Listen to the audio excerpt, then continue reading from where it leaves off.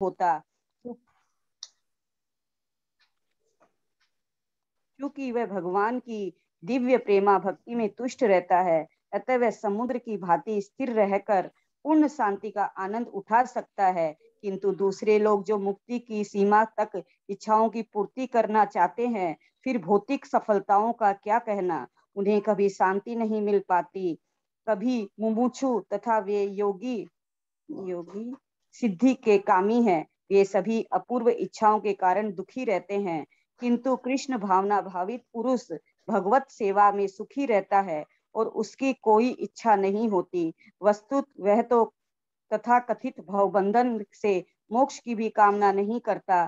कृष्ण के भक्तों की कोई भौतिक इच्छा नहीं रहती, इसलिए वे पूर्ण शांत रहते हैं। हरे कृष्णा। हरे कृष्ण। तो ये जो पीछे दो बिंदियां होती है ना, इसे हलंत कहते हैं। वस्तुतः ह के रूप में पढ़ा जाता है उसको, वस्तुतः ह। तो यहां पर आज के श्लोक में जो बात कही जा रही है, एक शब्द गुरु महाराज कहते हैं, गौधन गजधन बाजी धन और रतन धन खान, जो आए संतोष धन सब धन धूल समान। तो ये जैसे गौधन, गाय का जो है, अगर इसको गौधन कहा, इसे भी धन कहा गया है। जैसे सोने को या पैसे को धन कहा जाता है, ऐसे गौ माता, पहले क्या होता था, नंद बाबा के यहाँ पे 9 लाख गायें थी, तो वो बड़े इस बात को वो करते थे कि गर्वित थे इस बात से, देखिए मेरे पास गौधन है, इतना अधिक गौधन है। ऐसे ही गौधन गजधन, गज कहते हैं हाथी को, जिसके पास हाथी हो वो भी धन के रूप में माने थे कि ये देखो बड़ा रईस या बड़ा वो है कि जिसके पास हाथी है। और बाजी, बाजी कहते हैं घोड़े को, और जिसके बहुत सारे पहले राजाओं के पास जितने अधिक घोड़े होते थे, उससे वो उनका धन की उसकी वो की जाती थी। और रतन धन कान, और के रतन की चाहे खाने हो किसी के पास में, थोड़े से रतन नहीं, रतनों के खाने हो अगर, लेकिन गुरु महाराज कहते हैं जो आए संतोष धन, जब तक संतोष रूपी धन नहीं आता तब तक कितना भी गौधन गजधन बाजधन, लेकिन उसको मन की शांति नहीं होगी। जो आए संतोष धन सब धन धूल समान, संतोष रूपी धन के आगे कोई और धन नहीं टिक सकता। और आज के श्लोक में यही बात भगवान कृष्ण अर्जुन से कह रहे हैं। भगवान कृष्ण कहते हैं, जो पुरुष समुद्र में निरंतर प्रवेश करती रहने वाली नदियों के समान इच्छाओं के निरंतर प्रवाह से विचलित नहीं होता और जो सदैव स्थिर रहता है, वही शांति प्राप्त कर सकता है। वह नहीं जो ऐसी इच्छाओं को तुष्ट करने की चेष्टा करता हो। तो यहां पर भगवान कृष्ण एक उदाहरण देकर समझा रहे हैं, जैसे समुद्र के अंदर निरंतर 24 घंटे नदियां गिरती रहती हैं। जैसे प्रयागराज के अंदर 3 नदियों का संगम है, गंगा, यमुना, सरस्वती। ये लेकिन ये नदियां भी आगे कहाँ जाती हैं? सारी नदियां आखिर में जाके समुद्र के अंदर समा जाती हैं। जिस समय बारिश का टाइम हो या नदी में किसी बाढ़ आ जाए तो देखिए कैसी तबाही होती है, पानी कितना ऊपर चढ़ जाता है नदियों के अंदर। लेकिन वहीं पर इतनी सारी नदियां, गंगा, यमुना, सरस्वती, कावेरी, सिंधु और कितनी और नदियां हैं, लेकिन ये सारी नदियां अंत में जाके समुद्र में समाती हैं, समुद्र में गिरती हैं। उसके बाद भी समुद्र अपनी सीमा नहीं लांघता। ऐसा नहीं होता कि हाँ समुद्र में इतनी नदियां गिर गई तो परिणाम में समुद्र अपने किनारे छोड़ के वो भी चल पड़ा, नहीं। तो यहां पर भगवान कृष्ण कहते हैं, जैसे निरंतर नदियां उसमें गिरती हैं समुद्र में, फिर भी समुद्र जो है फिर भी विचलित नहीं होता, एक जैसा रहता है, स्थिर, निरंतर प्रवाह से विचलित नहीं होता। ठीक इस तरह से भगवान कृष्ण कहते हैं, जो साधक, जो भक्त जो वैष्णव सदैव स्थिर रहता है, सदैव 24 घंटे उसके मन में स्थिरता है। ये नहीं है कि इतना डिस्टर्ब है कि जिसे कहते हैं गंगा गए तो गंगादास, जमुना गए तो जमुनादास, जहां जो आया किसी ने कोई बात कही बस उसके पीछे ही चल पड़े भूल गए कि हम क्या क्या कर रहे थे, क्या नहीं कर रहे थे, किस मार्ग में जुड़े हैं, भक्ति मत पे हैं, हम मार्गदर्शन में चल रहे हैं, भक्ति सीख रहे हैं, कुछ नहीं, चल पड़े उसी के पीछे। भोगमय जीवन आया तो भोग के पीछे चल पड़े, योग में तो योग के पीछे चल पड़े, योग। तो ये स्थिर स्थिति नहीं है, ये विचलित स्थिति। और ऐसा कब होता है? जो ऐसी इच्छाओं को तुष्ट करने की चेष्टा करता है। मन में तो इच्छाएं उठती रहेंगी, प्रभुपाद जी कहते हैं आप कहें मन इच्छाएं करना बंद कर दे, मैं इतना भजन करूंगा कि जिस भजन के प्रभाव से मेरे मन में कोई इच्छा नहीं उठेगी अब आगे। जबकि शास्त्र, प्रभुपाद जी कहते हैं ऐसा संभव ही नहीं है, ऐसा हो ही नहीं सकता कभी। क्यों नहीं हो सकता? एक तरह से ये वही हो गया कि हम कहते हैं हमें चीनी तो चाहिए लेकिन मीठी नहीं होनी चाहिए। अब चीनी का स्वभाव ही मीठापन है, तो कैसे कहेंगे आपकी बिना मीठी वाली चीनी ला के दो आपको। इसी तरीके से जीव का भी अपना एक स्वभाव है। क्या स्वभाव है? जीवेर स्वरूप है कृष्णेर नित्य दास। भगवान कृष्ण का नित्य दास है। लेकिन जब हम अपने वास्तविक स्वरूप को, अपने अस्तित्व को, अपनी पहचान को भूलकर, हम पहचान कैसे करते हैं? मैं स्त्री हूं, मैं पुरुष हूं, मैं गुजरात का रहने वाला हूं, मैं राजस्थान की रहने वाली हूं, मैं दिल्ली का रहने वाला हूं, मैं मुंबई की रहने वाली हूं, मैं इंडियन हूं, मैं अमेरिकन हूं, मैं दुबई में अपनी शरीर से पहचान बस। तो परिणाम वहीं से ही, जैसे ही हम अपनी शरीर से पहचान करते हैं, अपनी आत्मा से पहचान ना करके, बस समझिए माया ने अपने जाल बिछा दिया माया ने शुरू कर दिया अपना जाल में उसकी समझ को, उसकी बुद्धि को उलझाना, और बस सारे विचार फिर उसी के अनुसार चलने शुरू हो जाते हैं। अब विचार कीजिए, इस संसार में रहते हुए, इस जहां पे सारे लोग इसी तरह की विचारधारा के हैं चारों तरफ, उनके बीच में रह गए मुझे इस भगवत गीता के मार्गदर्शन को हृदयंगम करना है, इसके अनुसार जीवन ढालना है। तो सोचिए कैसी मेहनत चाहिए। पहले गुरुकुल सिस्टम होते थे, उन गुरुकुलों में ये आत्मा और परमात्मा के संबंध के बारे में ही इसी के अनुसार ही शिक्षित किया जाता था। उसे साधना करनी, तपस्या करनी सिखाई जाती थी गुरु आश्रम में। अब जब गुरुकुल सिस्टम खत्म हो गया तो आज स्कूल कॉलेजों के अंदर किस तरह का जीवन है आप सभी को मालूम है। ये चीज का थोड़ा सा भी ऑस्टेरिटी बच्चा करना नहीं चाहता, तपस्या, थोड़ी सी भी तपस्या नहीं करता। जरा सी तपस्या की बात आए तो बस बच्चे के भी हाथ पैर फूलने लगते हैं और माँ बाप के भी हाथ पैर फूलने लगते हैं। नहीं नहीं, हमारे बच्चे को आप 4 बजे क्यों उठाते हैं इतनी जल्दी? ये तो अभी सब सब बच्चे तो सो रहे हैं, सारे तो सो रहे हैं। अब वो सारे तो सो रहे हैं लेकिन सारे कहाँ जाएंगे? वहीं पे फिर पीछे वो भी जाएगा। गुरु महाराज कहते हैं ये संसार एक बहती हुई नदी के समान है।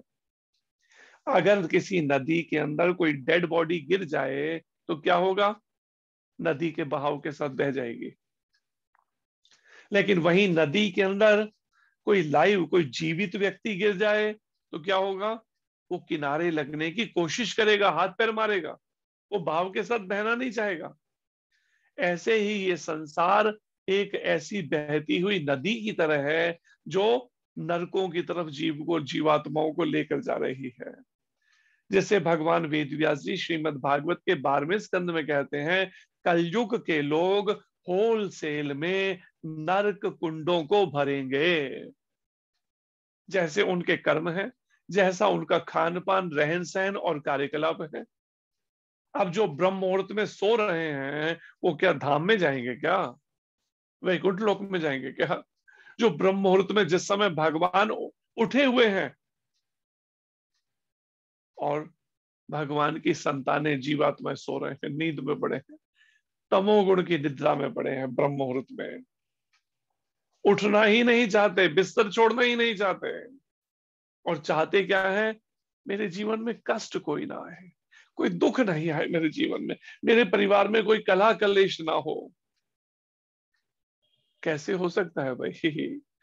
जब ब्रह्म मुहूर्त में हम सोएंगे, ब्रह्म मुहूर्त में संध्या काल में बाहर घूमने जाएंगे, जिस समय भगवान की भक्ति पूजा करने का समय है, तो उसके बाद विचार कीजिए भगवान की कृपा कैसे मिलेगी?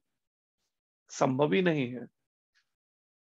इसलिए यहां पर विचार भगवान कृष्ण कहते हैं, जिस तरह से समुद्र विचलित नहीं होता, कितनी भी नदियां गिरने से मन का स्वभाव है इच्छाएं करना, उसको छोड़ नहीं सकते, उसका नेचर है, स्वभाव है।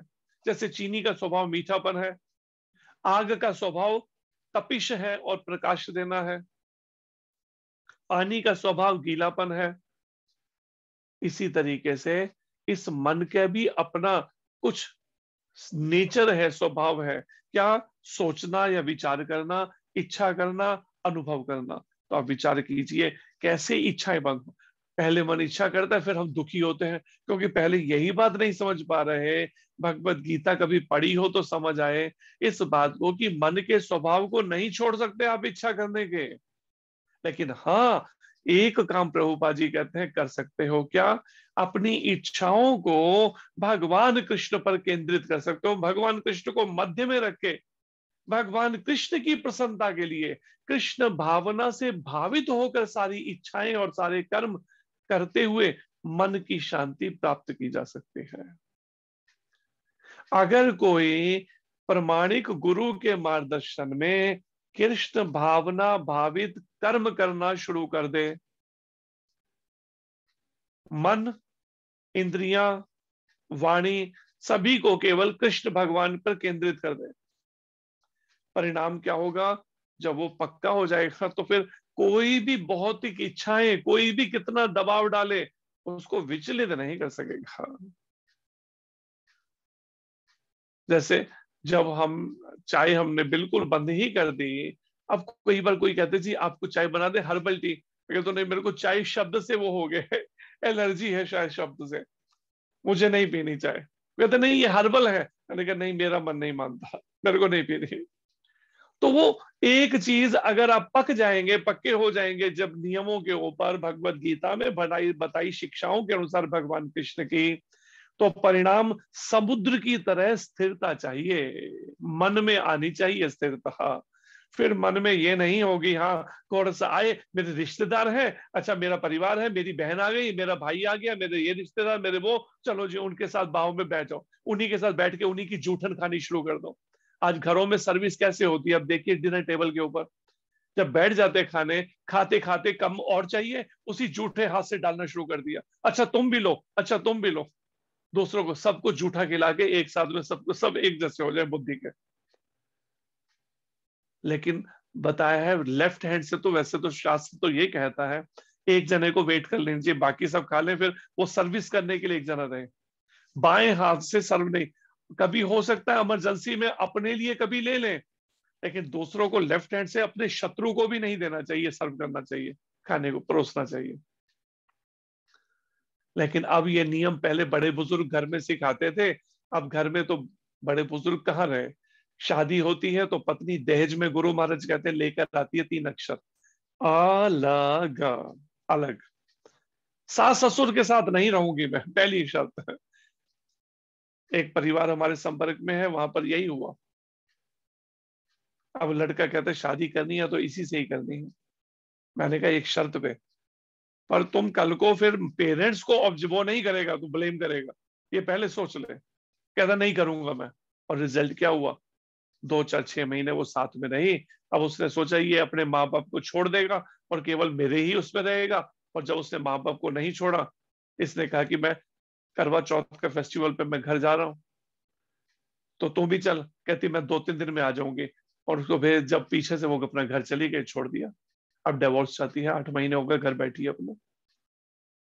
माँ बाप नहीं, सास ससुर नहीं, उनका चेहरा नहीं दिखना चाहिए सास ससुर का।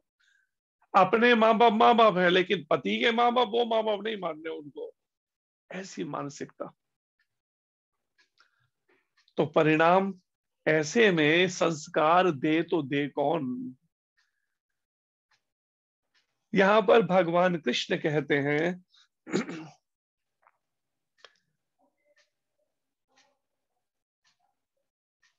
प्रभुपाद जी समझा रहे हैं, यद्यपि विशाल सागर में सदैव जल रहता है, समुद्र नदियां फिर सूख जाती हैं। अभी हम जम्मू से उधमपुर पहुंचे ही हैं इस क्लास में शुरू करने से पहले, सुबह से गए हुए थे। तो वहां पर नदी थी, तो जो गेस्ट थे हमारे साथ वो कहते हैं कि इसमें पानी इतना ही रहता है। मैंने कहा नहीं, जब रेनी सीजन होता है, बारिश का टाइम, तो ये पूरे भर जाता है ऊपर तक, कई बार फ्लाईओवर को टच करने लगता है, इतना पानी आ जाता है। और अभी बहुत थोड़ा सा था। तवी नदी है, सूर्य देव जी की पुत्री है वो तवी, जम्मू में बहती है। तो ऐसे में नदियां फिर सूख जाती हैं बारिश का टाइम जब नहीं होता। लेकिन प्रभुपाद जी कहते हैं विशाल सागर, उसमें जल कभी नहीं, उस वो सदैव जल रहता है। चाहे कितनी गर्मी हो, चाहे कितनी ठंड हो, चाहे कितनी बारिश हो, जो समुद्र में हमेशा जल रहता है। किंतु वर्षा ऋतु में विशेषतया यह अधिकाधिक जल से भरता जाता है। लेकिन बारिश के टाइम में तो नदियों में बहुत पानी आ जाता है, पहाड़ों से होता हुआ नदियों में, और नदियों से होता हुआ समुद्र में। तो भी सागर उतने पर ही स्थिर रहता है। कितने आश्चर्य की बात है, समुद्र उस एक लिमिट में, एक दायरे में है। बारिश के टाइम कितना पानी और आ जाता है नदियों के अंदर, और वो नदियां जहां बिल्कुल सूखी पड़ी थी, अब इतने फ्लड बह रही हैं बहाव में, कहीं में तो फ्लड बाढ़ ही आ जाती है। लेकिन वो सब पानी समुद्र में गिरने के बाद भी समुद्र की सेहत पे कोई असर नहीं पड़ता, समुद्र फिर भी उतना ही है, स्थिर रहता है। ना तो वह विशुद्ध होता है, समुद्र जो है ना तो अशांत होता है कि हाँ किनारे छोड़ के चल पड़ा, वो भी नहीं। और ना तट की सीमा का उल्लंघन करता है, और समुद्र के जो किनारे हैं उस सीमा का उल्लंघन भी नहीं करता, इतनी सब वर्षा ऋतु में नदियों का पानी गिरने पर भी। यही स्थिति कृष्ण भावना भावित व्यक्ति की है, प्रभुपाद जी कहते हैं।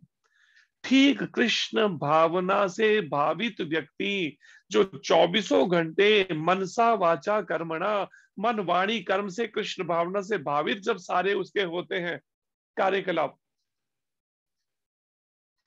मन से सोचना, विचार, इच्छा करना, अनुभव करना, वाणी से बोलना, सवाल, सब इंद्रियों से और मन से, जब कृष्ण भावना से भावित भगवान कृष्ण को केंद्र में रख के सब इंद्रिया मन बुद्धि एक भगवान कृष्ण के लिए ही, प्रसन्नता के लिए सब करते हैं कार्य। जब तक मनुष्य जब तक मनुष्य शरीर है, तब तक इंद्रिय तृप्ति के लिए शरीर की मांगे बनी रहेंगी। अर्थात जब तक मनुष्य शरीर मिला हुआ है जीवात्मा को, अपने पूर्व के पाप कर्मों के कारण से, पुण्य कर्मों के कारण से, भक्ति के कारण से ये मनुष्य शरीर नहीं मिलेगा, भक्ति कारण से तो फिर भगवत धाम में ही मिलेगा, वैकुंठ लोकों में या गोलोक धाम में। इस संसार में जन्म का मतलब ही है कि हमारे कम या ज्यादा पाप कर्म तो थे ही।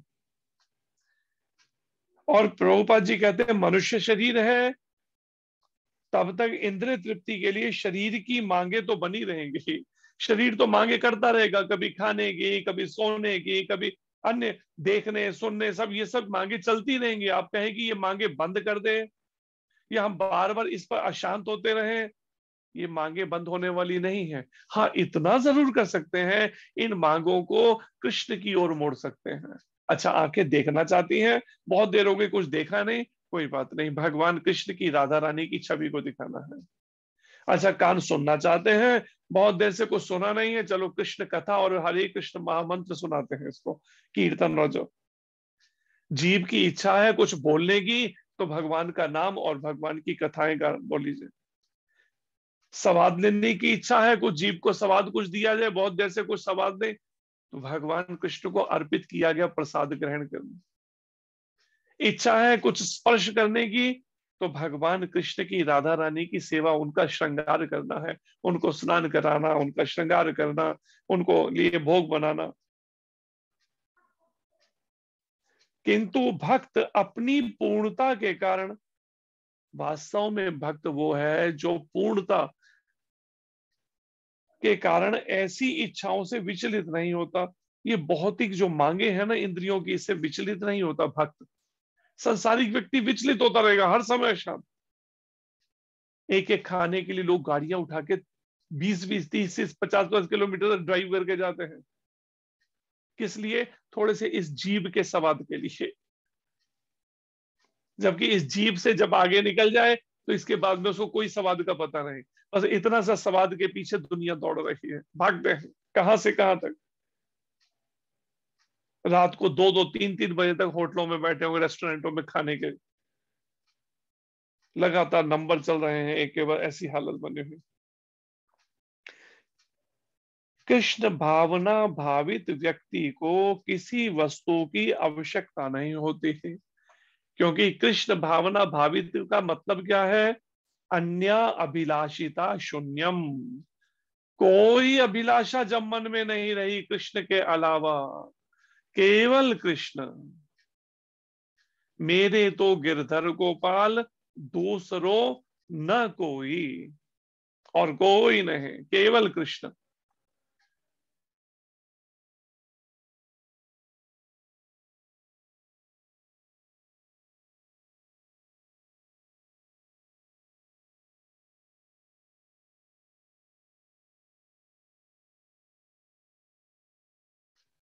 साधु संग राम रंग, अंग अंग रंगिए, जाही विधि राखे राम, ताही विधि रहिए। जाही विधि राखे श्याम, ताही विधि रहिए। मुख में हो श्याम नाम, श्याम सेवा हाथ में, तू अकेला नहीं प्यारे, श्याम तेरे साथ में। विधि का विधान जान, हानि लाभ सही है, जाही विधि राखे राम, ताही विधि रही है। उस स्थिति में प्रभुपाद जी कहते हैं, कृष्ण भावना भावित व्यक्ति को कोई वस्तु की आवश्यकता नहीं है। वो केवल भगवत भक्ति से इतना संतुष्ट तृप्त रहता है, उसे फिर कुछ नहीं चाहिए। ना धन चाहिए, ना कार चाहिए, ना बंगले चाहिए, ना कुछ, और कुछ नहीं उसकी डिमांड फिर।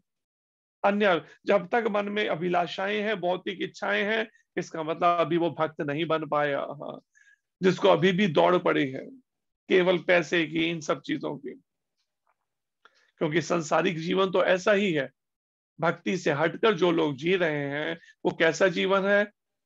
एक यहाँ हमारे यहाँ ऑफिस पर के दरवाजे पे एक स्टिकर लगा हुआ था, अभी नहीं है, पहले लगा था। उस पे क्या लिखा था? सब पूछते हैं आप कैसे हैं, जब तक आपकी जेब में पैसे हैं। तो ये संसार का तो यही है विधान।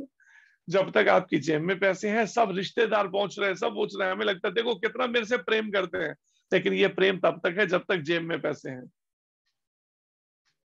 अभी आप उनपे 1 रुपया भी खर्च करना या उनको बंद कर दिए सब, उसके बाद देखिए कितने जने पूछते आएंगे।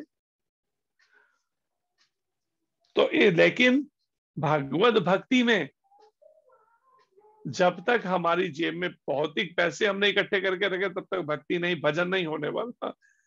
तब तक उसी सब का ही चिंतन चलता रहेगा, मन भटकाता रहेगा। जब तक जेब में रखे हमने अपने भोगने के लिए कुछ भी पैसा इकट्ठा करके रखा हुआ है, तब तक भजन नहीं हो सकेगा, ये ध्यान रखिए। इसलिए कबीर जी क्या कहते हैं, गुरु महाराज एक भजन गाते हैं कबीर जी का, मन लागो मेरो यार फकीरी में, जो सुख है राम भजन में, वो सुख नाही अमीरी में। मन लागो मेरो यार फकीरी। तो जब तक वो फकीर की तरह बिल्कुल हम वो नहीं बनेंगे, जब तक केवल कृष्ण पर आश्रित होना नहीं सीखेंगे, जब तक हम गुरु गौरंग राधा कृष्ण पर आश्रित होना नहीं सीखेंगे, तब तक भजन नहीं, भक्ति नहीं, भक्ति में उन्नति नहीं हो सकेगी। माला चलती रहेंगी ठीक है, लेकिन भक्ति मार्ग में उन्नति नहीं होगी जब तक गुरु गौरंग राधा कृष्ण। बस प्रभुपाद जी कहते हैं कि कृष्ण भावना भावित व्यक्ति को किसी वस्तु की आवश्यकता नहीं होती, क्योंकि भगवान उसकी सारी आवश्यकताएं पूरी करते रहते हैं। कि भगवान उसकी सब इच्छाएं पूरी करते हैं। श्रीमद् भागवतम में ध्रुव महाराज का वर्णन है। 5 साल का बच्चा जंगल में चला गया केवल भक्ति में, उसकी सारी परिस्थितियों में कौन रक्षा कर रहे हैं? स्वयं लक्ष्मी जी। उनको चिंता लगी हुई है कि ये बालक जंगल में भगवत प्राप्ति के लिए निकल कर आ गया, 5 साल का बच्चा, तो उसके भोजन का कैसे होगा? स्वयं लक्ष्मी जी भेष बदल के आती है भोजन की थाली लेकर, बेटा लो भोजन कर लो। ध्रुव जी कहते नहीं माता, मैंने भोजन नहीं करना। क्यों नहीं करना? मेरे गुरु जी ने कहा है जब तक भगवान का दर्शन ना हो जाए तब तक कुछ नहीं खाना, केवल पूरी तरह से नाम जप में लगाना है अपने। इस तरह से ध्रुव महाराज, लेकिन फिर भी भगवान सारी आवश्यकताएं उसकी पूरी करते हैं भक्त की। प्रभुपाद जी का देखिए, जब भक्ति में पूरी लगन से प्रभुपाद लगे, भले थोड़ी देर शुरुआत में परीक्षा हुई, लेकिन उसके बाद में सारी आवश्यकताएं, तो क्या आवश्यकताएं नहीं भी होते हुए तो भी भगवान दिए जा रहे हैं, और प्रचार में लगाने के लिए पैसा, अपने भोग नहीं, प्रचार में। और वही प्रभुपाद जी ने करके दिखाया, उस धन को जगह जगह केंद्र स्थापित किए पूरे विश्व भर में। अतः वह सागर के तुल्य होता है, अपने में सदैव पूर्ण। कौन? भक्त, शुद्ध भक्त, वैष्णव। सागर के समान ही होता है वो, अपने आप में सदैव पूर्ण। सागर में गिरने वाली नदियों के समान इच्छाएं उसके पास आ सकती हैं। जैसे नदियां खुद चल के, समुद्र नहीं बुला रहा उनको, लेकिन नदियां आती जा रही है, गिरे जा रही है, आती जा रही है, समुद्र में गिरती जा रही है। ऐसे ही साधक के पास भी इच्छाएं जो है उसके पास आ सकती हैं। प्रभुपाद जी कहते हैं किसी भक्त के पास, किसी वैष्णव के पास, किसी साधक के, किंतु वह अपने कार्य में स्थिर रहता है। लेकिन वो अपना कार्य जो भगवत भक्ति कर रहा है उसमें इतना स्थिर है कि मुझे सारे कार्य केवल कृष्ण के लिए, मन से सोचना है तो केवल कृष्ण की सेवा के लिए, या कृष्ण के बारे में, कृष्ण की कथाओं का, कृष्ण का नाम। इच्छा करनी है तो केवल भगवान कृष्ण की प्राप्ति की या कृष्ण की सेवा की। इस तरह से उसके सारे कार्य कृष्ण के लिए जब होते हैं, और इंद्रिय तृप्ति की इच्छा से रंच भर भी विचलित नहीं होता, रंच भर एक जरा सा भी विचलित नहीं होता इंद्रिय तृप्ति से, इन सब भोगों से। जैसे एक माता जी कहती है, मैं तो सोचती हूँ बस 5-10 मिनट ही मैं मोबाइल देखूंगी, लेकिन पता चलता है 3 घंटे 2 घंटे निकल गए, 3 घंटे निकल मोबाइल में ही खो गए। कभी फेसबुक तो कभी यूट्यूब, और कभी कुछ उसी में बस उलझ के रहे। लेकिन भक्त जो है रंच मात्र भी विचलित नहीं होता। प्रभुपाद जी कहते हैं ये भी इंद्रिय तृप्ति ही है, मोबाइल में फेसबुक पे इस सब पे लगे रहना, जो घंटों घंटों पर बर्बाद कर देना अपने, ये भी इंद्रिय तृप्ति है। आंखों की, कानों की, मन की, ये इंद्रिय तृप्ति ही है। लेकिन भक्त इनमें नहीं फंसता, जाल के अंदर। कृष्ण भावना भावित व्यक्ति का यही प्रमाण है। इससे प्रमाणिकता पता चलती है कृष्ण भावना भावित व्यक्ति की, कि वो कितना स्थिर है उसके व्यवहारों, उसके कार्यकलापों से। इच्छाओं के होते हुए भी वह कभी इंद्रिय तृप्ति के लिए उन्मुख नहीं होता। इच्छाएं होती है लेकिन कभी उन्मुख इंद्रिय तृप्ति की तरफ नहीं लगता, भोगमय जीवन की तरफ। क्योंकि वह भगवान की दिव्य प्रेमा भक्ति में तुष्ट होता रहता है। भगवान की दिव्य प्रेम भक्ति में पूरी तरह से तुष्ट रहता है, संतुष्ट है, तृप्त है उसमें। अतः वह समुद्र की भांति स्थिर रहकर पूर्ण शांति का आनंद उठा सकता है। और तभी वो समुद्र की भांति जब स्थिर होगा भक्त, तो ही पूर्ण शांति का आनंद उठा सकता है, अन्यथा पूर्ण शांति नहीं मिलने वाली। एक इच्छा पूरी करेगा, दूसरी 10 इच्छाएं और खड़ी हैं, फिर वो इच्छाएं पूरी तो 10 और खड़ी, ऐसा वो इच्छाओं का जीवन भर यही चलता रहता सिलसिला। जब तक वो भगवान की दिव्य प्रेमा भक्ति में लगकर पूरी तरह से भक्ति में ठीक से उन्नति करके वो ना स्थिर हो जाए। किंतु दूसरे लोग जो मुक्ति की सीमा तक इच्छाओं की पूर्ति करना चाहते हैं, फिर भौतिक सफलताओं का क्या कहना, उन्हें कभी शांति नहीं मिल पाती और मुक्ति की सीमा तक ऐसे भी लोग हैं, प्रभुपाद जी कहते हैं, जो चाहते तो है मुक्ति मिल जाए, जन्म मरण के चक्र से छुटकारा, लेकिन इच्छाओं की पूर्ति भी साथ साथ करना चाहते हैं और मुक्ति भी चाहते हैं। ऐसे भी लोग हैं ना, जो कहते हैं एक हाथ में हमें लड्डू हो और एक हाथ में भगवत प्राप्ति के लिए योग हो, एक में योग एक में भोग। लेकिन प्रभुपाद जी कहते हैं ऐसा संभव नहीं है, ऐसे लोग शांति नहीं मिल पाती उनको, जो भोगमय जीवन को भी पकड़े रखना चाहते हैं और चाहते हैं योग भी हमारे को समाधि की अवस्था प्राप्त हो जाए, सिद्ध अवस्था प्राप्त हो जाए। ऐसा संभव कभी नहीं हो सकता।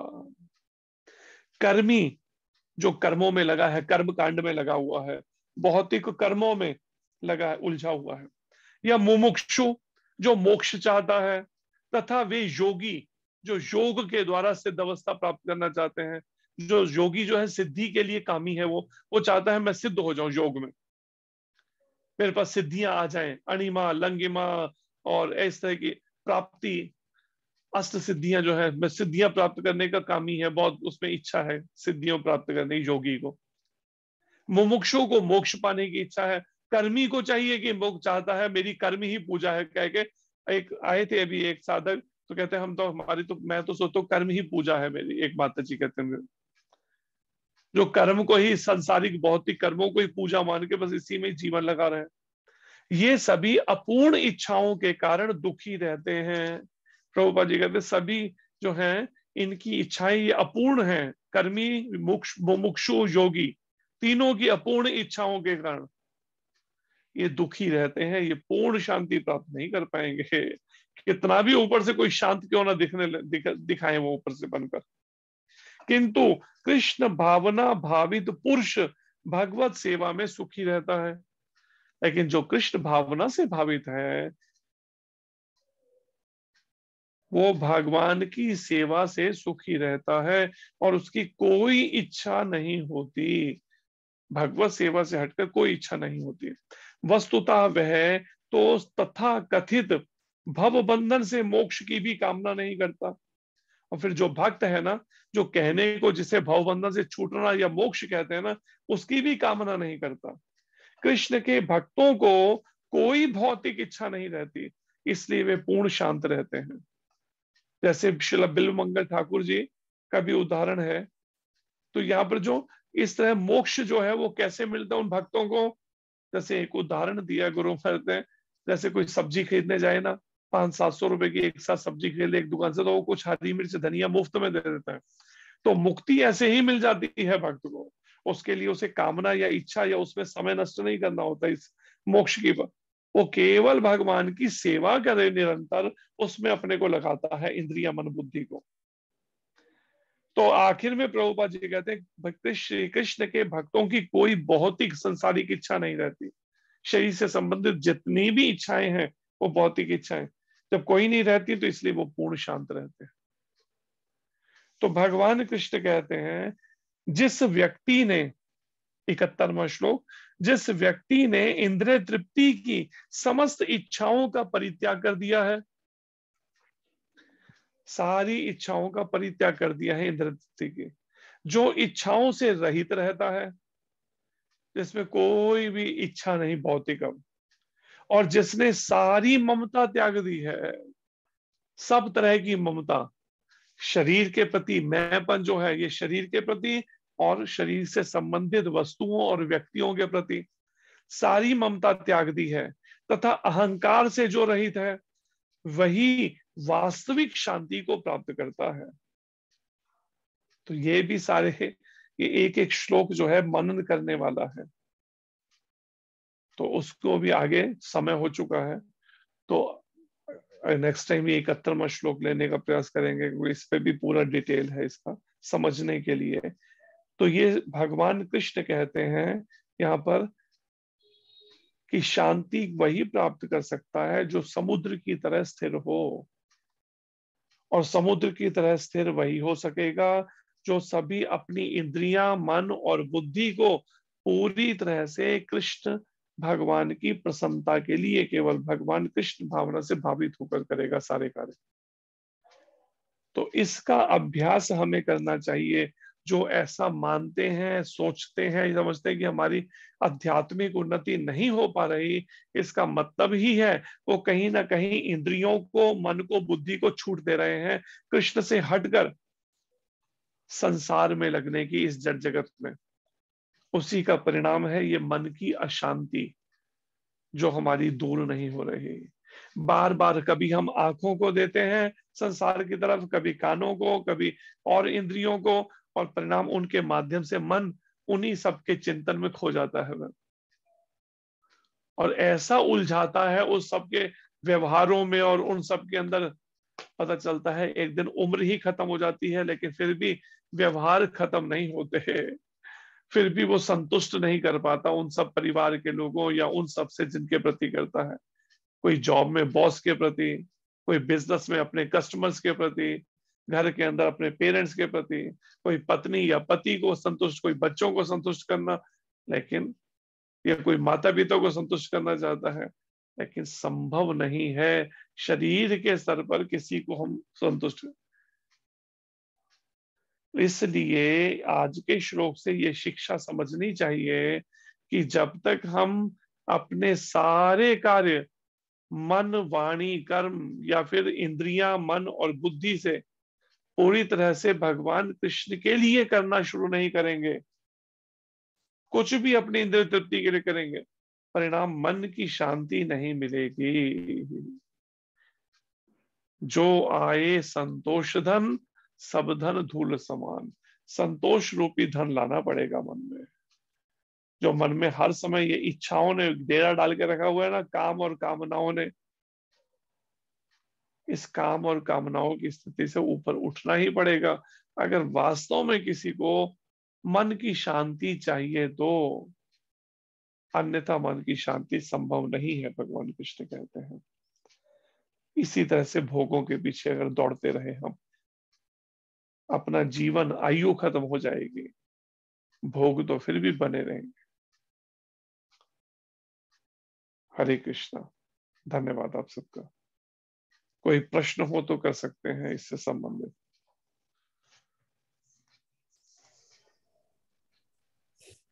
हरे कृष्णा प्रभु जी। हरे कृष्ण जी। बहुत बहुत धन्यवाद प्रभु जी आपका। आप एक एक श्लोक को इतना अच्छे से एक्सप्लेन करते हैं, लेकिन बस हम फिर भी प्रैक्टिकल नहीं कर पाते, यही प्रॉब्लम है। प्रैक्टिकल की ही प्रैक्टिस करनी पड़ेगी ना।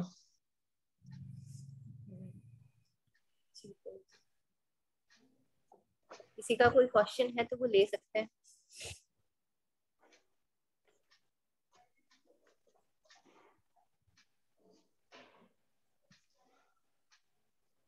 प्रभु जी कोई प्रश्न नहीं है। चंडीगढ़ से पारुल माता जी, जिन्होंने जो श्रीनिधि माता जी की डॉटर है, उन्होंने उधमपुर के गुरुकुल के लिए अपनी सेवा भेजी है, तो उनका बहुत बहुत धन्यवाद और बहुत बहुत हरि बोल। हरि बोल, हरि बोल। हरे कृष्ण मंत्र बुलाया करिए उनके लिए सभी का। एक बार हरे कृष्ण मंत्र का सभी उच्चारण करेंगे। हरे कृष्ण कृष्ण कृष्ण हरे हरे, हरे राम राम राम हरे हरे। पारुल माता जी और उनके परिवार का बहुत बहुत धन्यवाद। धन्यवाद जी माता जी, कुछ आप पूछ रहे थे? हरे कृष्णा। शिल्पा माता जी। हरे कृष्ण माता जी, मैं हरे कृष्ण मंत्र का जाप कर रही थी, अनम्यूट हो गया था। अच्छा अच्छा, ओके। तो इसलिए इसकी ना श्लोक के अनुसार इसके लिए अगर वास्तव में चाहते हैं भक्ति में प्रोग्रेस करना तो सीरियसली प्रैक्टिस करनी होगी। सारे कार्य केवल भगवान कृष्ण के लिए हों। अगर किचन बना रहे हैं, रसोई बना रहे हैं, तो वो भी भगवान के लिए भोग लगाकर फिर प्रसाद सबको मिलेगा, तो वो भी किचन बनाना भी, वो भी भक्ति हो जाएगा। इसलिए अगर खाना है तो वो भी भक्ति हो सकता है। कैसे? भगवान को भोग लगने के बाद प्रसाद ही केवल खाएंगे, बिना भोग लगा कुछ नहीं खाएंगे, तो वो खाना भी भक्ति हो जाएगा।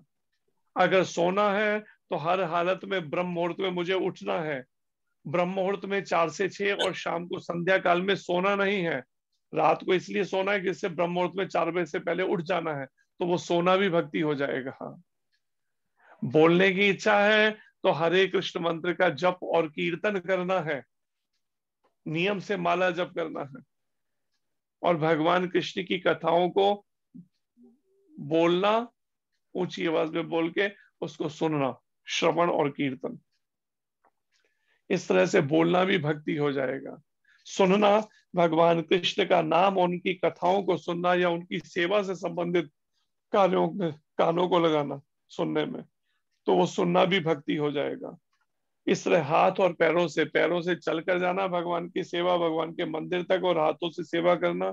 इस तरह से हम इंद्रियों को और इंद्रियों के माध्यम से मन को और भगवत गीता के अनुसार बुद्धि को कृष्ण भावना भावित निर्णय, केवल कृष्ण के लिए सेवा निमित्त, इस तरह से हम लगा सकते हैं कृष्ण सेवा में इंद्रियां, मन और बुद्धि को। इससे फिर हम पूर्ण शांति को प्राप्त कर सकते हैं। अगर ये अभ्यास पूरा नहीं हुआ और समय खत्म हो गया तो अशांत अवस्था में ही शरीर छूटेगा, और आखिरी समय जहां मन लगा होगा वहीं पर ही जन्म लेना पड़ेगा। और कर्मों के अनुसार कौन सा शरीर मिले 84 लाख योनियों में, ये तो कर्म का भगवान कहते हैं मेरे ही हाथ में है, ये तो और किसी के नहीं, या फिर अपने प्रतिनिधि यमराज जी को ये सेवा दे रखी है, ये सब निर्धारण करने की भगवान ने एम्पावर्ड कर रखा है यमराज जी को। इसलिए जब तक समय हाथ में है इसको प्रैक्टिस कर सकते हैं। कल को हम ये नहीं कह सकते थोड़ा समय और दे दो, फिर समय नहीं मिलेगा जब आखिरी समय आ जाएगा। हरे कृष्णा प्रभु जी। हरे कृष्ण जी। जी, मेरे से किसी ने ऐसे एक बार प्रश्न पूछा था कि ये जिसका मतलब क्या होता है, उसमें गीता में एक श्लोक में भगवान जो बताते हैं कि मैं सब भूतों में हूँ परंतु मुझ में भूत नहीं है। सब भूतों में भगवान हर चीज में है, पर इसका अर्थ यही हुआ ना कि भगवान हर चीज में है पर संसार भगवान में नहीं है। संसार अगर भगवान में नहीं होता तो यशोदा मैया को जब मुख खोल के मिट्टी खाने के बहाने दिखाया तो वो ब्रह्मांड मुंह में कैसे आ जाते फिर, अगर संसार नहीं होता भगवान के अंदर तो। जी जी।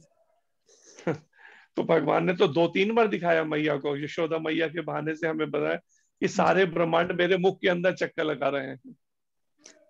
और प्रभुपाद जी कहते हैं अगर भगवान कृष्ण का शरीर दिव्य है, आध्यात्मिक है, तो उनके मुख में रहने वाले वो भौतिक ब्रह्मांड, वो जिसको हम भौतिक ब्रह्मांड कहते हैं, वो ब्रह्मांड भौतिक कैसे होंगे, वो भी तो आध्यात्मिक ही। लेकिन मेरी सोच भौतिक है कि ये भौतिक है, तो बस भौतिक मानने से, सोचने से वो सब भौतिक, वही माया शुरू हो जाती है वहीं से। क्या हमारी मान्यता पे ये सब डिपेंड करता है। इसलिए भक्त इस संसार में रहते हुए भी धाम का आनंद लेता है। उस मन में यही भाव रखता है मैं भगवान के वैकुंठ लोकों में रह रहा हूँ। प्रभुपाद जी कहते हैं जहां जहां मंदिर स्थापित किए हैं इस्कॉन ने, और वहां पे जब राधा कृष्ण के विग्रहों की प्राण प्रतिष्ठा कर दी, तो वो वैकुंठ ही है, वो गोलोक धाम ही है, जहाँ पे विग्रह स्थापित कर दिए गए प्राण प्रतिष्ठा करके, और उनकी सेवा शुरू हो गई नियम विधिवत। तो फिर इसको समझने का एक तरीका ये भी है कि जैसे सूर्य और सूर्य की किरणें, सूर्य से वो सब सूर्य की किरणें निकल रही हैं, किरणें सूर्य से आ रही हैं, लेकिन वो सूर्य उन किरणों के अंदर सब जगह अंदर घुस के नहीं रहता है। सूर्य अपनी एक लोकेशन में है, लेकिन किरणों का सूर्य के बिना अपनी कोई वही नहीं, अस्तित्व नहीं है। अगर सूर्य नहीं होगा तो किरणें भी नहीं होंगी। इस तरह से भगवान कृष्ण जो सारे ब्रह्मांड में रहते हैं, कैसे रहते हैं, अपनी उस एनर्जी, अपनी योग माया, अपनी महामाया, उस शक्ति के माध्यम से रहते हैं, एनर्जी के माध्यम से। लेकिन उस शक्ति के माध्यम से किसी पल भी किसी भी जगह पे भगवान प्रकट हो सकते हैं। ऐसा नहीं कि शक्ति है तो शक्तिमान नहीं होगा या उसको आने में अलग से समय लगेगा। यही उनकी दिव्य या आध्यात्मिक उनकी क्वालिटी है, गुण है, कि वो उस शक्ति के माध्यम से या बिना शक्ति के माध्यम से कहीं भी प्रकट हो सकते हैं। उनके लिए कोई बाउंडेशन नहीं है, इस तरह की सीमा या दायरा नहीं है भगवान के लिए, इसलिए वो भगवान कहलाते हैं। जैसे सूर्य की किरणें सारे संसार में व्याप्त हैं, फैली हुई हैं, ऐसे ही सूर्य की किरणों की तरह से भगवान कृष्ण भी अपनी शक्ति के द्वारा पूरे संसार में व्याप्त हैं। लेकिन प्रकट कैसे होते हैं? गुरु महाराज कहते हैं, हरि व्यापक सर्वत्र समाना, प्रेम से प्रकट होई मैं जाना। पर प्रकट तो प्रेम से होंगे। हृदय में भाव, भक्ति और प्रेम जब तक पूर्ण नहीं आएगा, जागृत होगा, तब तक भगवान कृष्ण के दर्शन नहीं होने वाले हैं। और उस भाव भक्ति को हृदय में जागृत करने के लिए ही प्रमाणिक गुरु के मार्गदर्शन में नियमों का पालन और निरंतर का अभ्यास नाम जप का है। कीर्तनिया सदा हरि, नाम गाने सदा रुचि। निरंतर नाम कीर्तन, केवल आवश्यकता की बात की और नाम शुरू, और जो बात भी की वो भी कृष्ण की सेवा से संबंधित होनी चाहिए, अपने भोगों से नहीं। यहाँ जब करते करते अचानक हाँ कौन सी फिल्म लगी थी, अभी नई कौन सी फिल्म लगी है, अच्छा हरे कृष्ण, अच्छा कौन सा सीरियल आने वाला है अभी, ये वाला तरीका नहीं कि ध्यान तो अटकाओ फिर वही भौतिक उसमें, और हम चाहेंगे तो प्रेम जागृत नहीं होगा। प्रेम जागृत मतलब आपके सारी एक्टिविटीज केवल केंद्र बिंदु कृष्ण होने चाहिए। तब जाके पिछला जैसे जैसे कलमश मैल धुलता जाएगा नाम जप और भक्ति के द्वारा, वैसे वैसे ही आंखों से अश्रु और भाव भक्ति जैसे ही जागने लगेगी, शुरू हो जाएगा। कल ही हमें किसी ने वीडियो भेजा, हमने एक दो जनों को भेजा है वो वीडियो। वृंदावन के अंदर एक कोई भक्त हैं, वो राधा रानी के विरह में ऐसे रो रहे हैं, विलाप कर रहे फूट फूट के। तो वो जो प्रवचन कर रहे थे, तो जो रो रहे थे वो किसी और गुरु के शिष्य की, तुम्हारे गुरु जी की कृपा हो गई तुम्हारे ऊपर, वो ये बोले जा रहे थे कि तुम्हारे हृदय में कृष्ण आ गए हैं भाव और प्रेम के रूप में, लेकिन बस जैसे ये परिपक्व विरह और बढ़ता जाएगा, परिपक्व होगा, वैसे ही भगवान दर्शन दे देंगे। तो वो भाव उसमें हमने देखा 2-3 बार वो वीडियो जो था, कि कैसे फूट फूट के रो रहे हैं, केवल राधा रानी, बस मुझे तो राधा रानी चाहिए, कैसे भी राधा रानी चाहिए, बस मुझे रोए जा रहे हैं, रोते जा रहे हैं वो भक्त जो है। तो वो विरह वो तब हो सकता है जब हम इंद्रियां मन बुद्धि को केवल एक लक्ष्य पर केंद्रित करें। लेकिन तो बहुत सारे लक्ष्य है ना, पति भी याद आता है, पत्नी भी याद आती है, माता पिता भी याद आते हैं, बच्चे भी याद आते हैं, घर भी याद आता है, बैंक बैलेंस भी याद, और बहुत सारी बातें याद आती हैं, बहुत सारी कर्तव्य ड्यूटीज याद आती हैं, बच्चों की शादियां करनी है और वो सब। तो परिणाम में इसलिए वो भाव हृदय में जागृत नहीं हो पाता। भाव तो तब जागेगा जब सब ओर से, जैसे कछुआ, पिछले श्लोक में जो वर्णन कि कछुआ जैसे अपने अंगों को अपने उसमें कवच में शरीर में समेट लेता है, ऐसे ही हम केवल उतना ही संग करें इस संसार का जितना केवल एक व्यवहार के लिए जरूरत है हमें। इस संसार में भक्ति के लिए हमें रहना पड़ रहा है, तो बीच में ऐसे कुछ व्यवहार आ जाए तो वो भी कृष्ण के लिए किया जाए। और जैसी जो भक्ति से संबंधित नहीं है, तो कछुए की तरह अपने अंगों को समेट दिया जाए। मुझे वो सब सीरियल, फिल्में और वो सब चीजों में नहीं लगाना मुझे एनर्जी, या व्यर्थ की बातों में, केवल खाने, कपड़े, सोने, श्रृंगार, बस यही बातें करते रहने चर्चाओं में। तब कहीं जाके जब ये ठीक से इस सब तरफ से इंद्रियां मन बुद्धि हटकर कृष्ण पर केंद्रित हो जाएंगी, उसी पल दर्शन हो जाएगा। भगवान तो प्रतीक्षा में है, कोई चाहे तो सही, कोई अंतर्मुख तो हो, अपनी इंद्रिय मन बुद्धि को केंद्रित तो करे मुझ पर ये काम हमें अपने ऊपर करना है। इंद्रिय मन बुद्धि लेके उतना ही नहीं हो पा रहा। चलो कोई कह सकता है मेरे बच्चे नहीं मेरी बात सुनते, मेरा पति नहीं सुनता, मेरी पत्नी नहीं, लेकिन अपनी इंद्रिय मन बुद्धि सुनते हैं। दूसरों से एक्सपेक्ट कर रहे हैं, अपेक्षा कर रहे हैं कि पति नहीं सुनता, पत्नी नहीं सुनती या बच्चे नहीं सुनते, अपनी इंद्रिय मन बुद्धि सुनते हैं क्या? कितनी भी कोशिश करने पे फिर भोगों की तरफ ये इंद्रियां मन बुद्धि जा रहे हैं। हम उसे कितनी बार रोकने पे फिर नहीं रोक पा रहे, बार बार मोबाइल उठा के फिर चालू हो जाता है, समय नष्ट करना, उसके ऊपर बर्बाद करना, फिर जानबूझ के बाहर जाके फिर इधर उधर की बातों में और इधर उधर के कार्यों में व्यस्त करते हैं, भगवान से हटकर जो है केवल भोगमय जीवन के संसारिक व्यवहार बनाने लगते हैं, दूसरों से रिश्तेदारी बनाने लगते हैं व्यवहारों को। नहीं पड़ोसन है ना, इसलिए थोड़ा समय तो बर्बाद करना पड़ेगा ना उसके साथ, खाने सोने की बातें करके, पड़ोसन है ना मेरी, इसलिए। तो फिर कृष्ण पर कैसे केंद्रित होगा मन, जब हम खुद ही अपने समय को, खुद ही अपने मन पे, इस पे संयम नहीं कर रहे हैं, ठीक से छूट दे रहे हैं। अब छूट देते हैं फिर कहते हैं जी भजन में मन नहीं लगता मेरा, मेरी माला पूरी नहीं हो पाती, माला सर पूरी होंगी जब अब खुद हम छूट दे रहे हैं पहले इंद्रिय मन, फिर उसके बाद कहते हैं मेरा भजन ही नहीं, मेरी माला पूरी नहीं होती, मन बड़ा अशांत है मेरा। तो इसलिए इसको समझना है, अपना प्रैक्टिस करनी है सीरियसली, केवल उतना ही व्यवहार करना है जितनी आवश्यकता है, बाकी कृष्ण की ओर मोड़ना है इंद्रिया मन बुद्धि को। जब आप इसमें अभ्यास में सफल हो गए, पूर्ण हो गए, उसी समय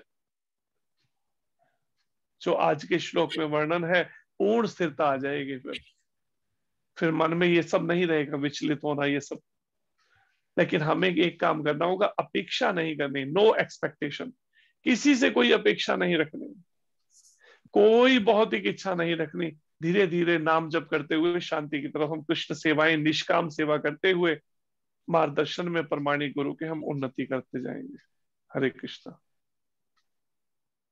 हरे कृष्ण प्रभु जी। हरे कृष्ण जी।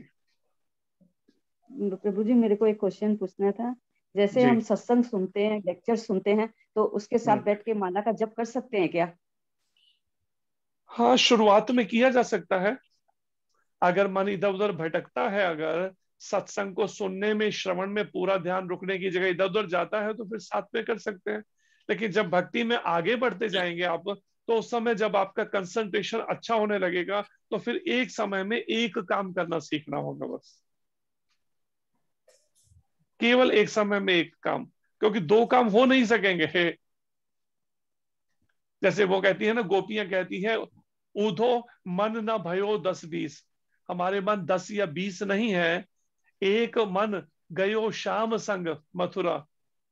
जब श्याम, एक ही मन था, वो श्याम के साथ चला गया, कृष्ण भगवान गए मथुरा। तो अब दूसरा मन है नहीं, हम संसारिक व्यवहारों में कहाँ लगाएं मन को, काम करें कैसे घर गृहस्थी के। पहले चलो कृष्ण सामने थे, उनका दर्शन करते हुए हम फिर कुछ व्यवहार करती रहती थी, अपने घर गृहस्थी के दिखाने के लिए कह लो, या फॉर्मेलिटी के लिए कह लो, या उनको खुश करने के लिए सास ससुर या परिवार के लोगों को। लेकिन अब कृष्ण चले गए, मन साथ चला गया, बिना मन के काम कैसे करें बताइए हम, मन तो हो। तो इसलिए एक समय में एक जगह केंद्रित का आगे जाकर अभ्यास। अगर अभी मन बहुत भटकता है तो साथ साथ जप कर सकते हैं शुरुआत में, लेकिन फ्यूचर भविष्य में इसको एक लक्ष्य पर केंद्रित करना होगा पूरी तरह से, ये अभ्यास करना होगा।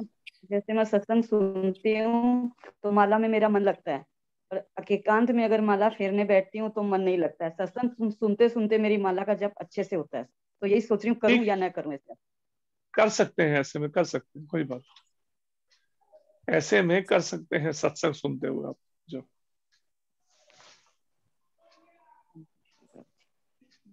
हरे कृष्ण।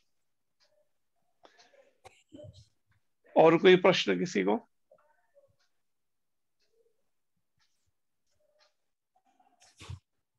अगर प्रश्न नहीं है ना, तो प्रैक्टिस फिर सीरियसली करनी होगी। यानी कि प्रश्न भी नहीं है और प्रैक्टिस भी सीरियसली नहीं करनी, वो नहीं चलेगा। ठीक है जी प्रभु जी। सभी क्यों नहीं बोलते? बाकियों को क्या हो गया, वो क्यों नहीं बोलते? जी प्रभु जी। हाँ, सीरियसली फिर करनी है प्रैक्टिस। प्रश्न भी नहीं है और सीरियसली प्रैक्टिस भी अगर ना की जाए तो वो गड़बड़ है, इसका मतलब कहते ना मामला गड़बड़, फिर गड़बड़ है। नहीं तो फिर कल को यमदूतों के मुंह देखने पड़ जाएंगे अगर अभी प्रैक्टिस ठीक से नहीं की तो। ये ध्यान रखिएगा, इतना आसान नहीं है उनकी पकड़ से बचना। इसलिए अभी समय हाथ में है, अभ्यास मन को करा ले, कोई पता नहीं शरीर कब साथ दे कब साथ छोड़ दे। इसलिए कल पर नहीं डालना है। जैसे गुरु महाराज, कल करे सो आज कर, आज करे सो अब, पल में प्रलय होएगी फिर करेगा कब। तो इसलिए कल पे ना डाल के अभी से ही प्रैक्टिस शुरू करनी है। हरे कृष्णा। मेरे पीछे दोहराइए, नमः ओम विष्णु पदाय कृष्ण प्रेष्ठाय भूतले श्रीमते नव योगेंद्र